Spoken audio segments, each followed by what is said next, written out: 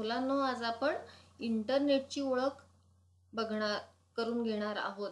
तर मागच्या वर्षी आपण कम्प्युटर नेटवर्क हा भाग बघितला होता. कम्प्युटर नेटवर्क म्हणजे काय आता हे तुम्हाला चांगलंच माहिती आहे. कम्प्युटर नेटवर्क म्हणजे काय, तर आपण 2 किंवा त्यापेक्षा जास्त संगणक एकमेकांना जोडतोय. कशासाठी जोडतोय, तर माहितीचं आदान प्रदान करण्यासाठी जोडतो. आणि त्याचंच व्यापक स्वरूप म्हणजे काय, इंटरनेट आहे. तर आता इंटरनेट बद्दलची जास्त माहिती सांगण्याची मला नाही वाटत की तुम्हाला जास्त गरज आहे, कारण इंटरनेट काय आहे त्याचा वापर सध्या तुम्ही अतिशय चांगल्या पद्धतीने करताय. इंटरनेट ही काय आहे, मानवी इतिहासातली सर्वात मोठी क्रांती आहे. इंटरनेट म्हणजे ज्ञानाचे भांडार तुमच्या घरापर्यंत आणणारे एक सशक्त माध्यम आहे. इंटरनेटने काय केलेलं आहे की आपलं ज्ञान, मनोरंजन, व्यवसाय, संपर्क या आपल्या जीवनातल्या सगळ्या महत्त्वाच्या गोष्टींना एक वेगळेच परिमाण दिलंय. जगातील सर्व विषयांची माहिती आपल्याला इंटरनेटवर मिळू शकते. म्हणूनच आज जगातील लक्षावधी लोक इंटरनेटचा वापर करत आहेत. इंटरनेटचं हे जे जाळं आहे हे दिवसेंदिवस विस्तारत जात आहे. दर महिन्याला सुमारे 1 लाख संगणक इंटरनेटला जोडले जातात. तर असं हे इंटरनेट, मग ह्या इंटरनेटची व्याख्या आपण कशी करणार? नेमकं इंटरनेट म्हणजे काय? आता तुम्हाला सांगितलं मी की कम्प्युटर नेटवर्कचंच व्यापक स्वरूप म्हणजे काय, इंटरनेट. पण मग ह्याची व्याख्या करायची म्हणल्यानंतर आपण कशा पद्धतीने करणार? तर संपर्क व्यवस्थेचे नियम वापरून जगभरातील एकमेकांना जोडलेल्या संगणकामध्ये माहितीचे आदान प्रदान करणाऱ्या नेटवर्कच्या महाजालाला इंटरनेट म्हणतात. बघा, म्हणजे नेटवर्क सारखीच व्याख्या आहे ह्याच्यामध्ये की जगभरातील एकमेकांना जोडलेल्या संगणकांमध्ये माहितीचं आदान प्रदान करणाऱ्या नेटवर्कच्या महाजालाला काय म्हणतात, इंटरनेट म्हणतात. पण हे माहितीचं आदान प्रदान कशा पद्धतीने केलं जातं, तर संपर्क व्यवस्थेचे नियम वापरून. ठीक आहे, येते लक्षात? तर असं हे इंटरनेट ची सुरुवात कशी झाली, कुठून या इंटरनेटचा वापर सुरू झाला, कशासाठी झाला, ह्या सगळ्या गोष्टी आपण आता बघूयात. की थोडक्यात इंटरनेटचा इतिहास बघूयात. की 1969 साली युनायटेड स्टेट्स ऑफ अमेरिकेच्या संरक्षण विभागाच्या ॲडव्हान्स रिसर्च प्रोजेक्ट एजन्सी, ज्यालाच काय DRPA असे म्हणलं जातं, DRPA. तर यांनी काय केलं की 4 संगणक एकमेकांना जोडून एक नेटवर्क तयार केलं. आणि ह्याचा मूळ उद्देश काय होता की शस्त्र संशोधनाची सर्व माहिती एका सुरक्षित ठिकाणी ठेवायची, नेटवर्कचं जाळं तयार करायचं आणि त्या नेटवर्क वरून इतर संशोधन केंद्रांना ही माहिती उपलब्ध करून द्यायची. आणि ह्या नेटवर्कला त्यांनी काय नाव दिलं, ARPANET, ARPANET असं नाव दिलं. काय नाव दिलं, ARPANET. आणि या नेटवर्क मधून माहिती पाठवण्यासाठी एक विशिष्ट तंत्र वापरलं जातं. त्या तंत्राला काय म्हणतात, पॅकेट स्विचिंग.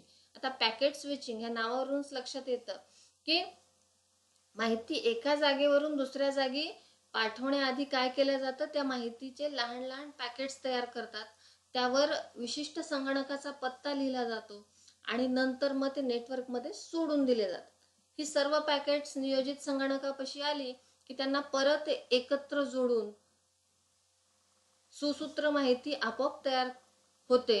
आणि ज्याप्रमाणे वाहने हायवेवरून प्रवास करून नियोजित जागी जातात, त्याचप्रमाणे हे पॅकेट्स नेटवर्क मधील केबल्स मधून प्रवास करतात. त्यामुळे ह्या केबल्सना काय म्हणलं जातं, डेटा हायवे किंवा माहितीचा महामार्ग असं म्हणलं जातं. तर इथे एवढंच लक्षात ठेवा की नेटवर्क मधून किंवा इंटरनेट मधून माहिती जेव्हा एका संगणकाकडून दुसऱ्या संगणकाकडे जाते तेव्हा तिथे एक विशिष्ट तंत्र वापरलं जातं. त्या तंत्राला काय म्हणतात, पॅकेट स्विचिंग. आणि ज्या केबलवरून ही माहिती जाते त्या केबल्सना काय म्हणतात, डेटा हायवे किंवा माहितीचा महामार्ग. आता ह्याची सुरुवात झाली 1969 मध्ये. पण 1972 पर्यंत ह्या ARPANET मध्ये संगणकाची संख्या किती झाली, 37. सुरुवातीला किती होती, 4. 1969 ला 1972 पर्यंत किती झाली, 37 पर्यंत झाली.